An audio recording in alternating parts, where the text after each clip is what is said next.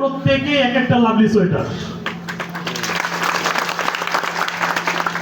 প্রথমেই আমার শ্রমিক ভাই বোন সহ আমার বন্ধু বান্ধব এবং আমার আত্মীয় স্বজন সকলকে লাভলি সোয়েটারের পক্ষ থেকে অসংখ্য ধন্যবাদ আপনাদের মূল্যবান সময় দেওয়ার জন্য এবং কষ্ট করে আসার জন্য।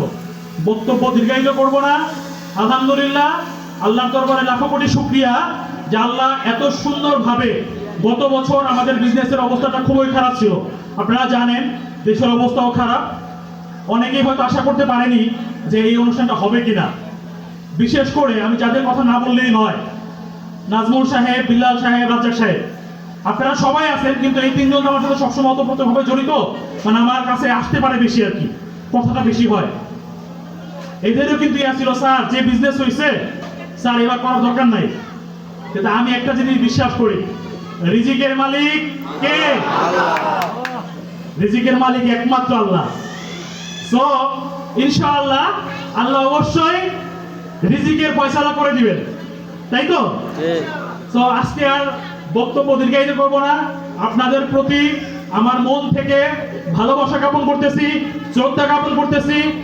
আপনারা আছেন বিধায় আজকে লাভলি সোয়েটার এমডি চেয়ারে বসতে পারে। আমি এটা বিশ্বাস করি, কোন মালিকের কোনো যোগ্যতা নাই তার চেয়ারে বসার। যদি তার ওয়ার্কাররা কাজ না করে, কোন মালিক যে একই বসে থেকে কোনো কিছু করতে পারবে? মেশিন যদি না চলে, তাই না ভাই? এই জন্য সম্পূর্ণ ক্রেডিট হচ্ছে আপনাদের। আলহামদুলিল্লাহ, আল্লাহর দরবারে লাখো কোটি শুকরিয়া জানাচ্ছি যে আপনাদের সাথে কিছুটা সময় হলেও দিতে পেরেছি এবং সবাই একসাথে হতে পেরেছি। সবাইকে অসংখ্য ধন্যবাদ। আজকের দিনটা শুধুমাত্র আপনাদের জন্য। ইনশাআল্লাহ জয় হোক সবার, জয় হোক লাভলি সোয়েটারের, লাভলি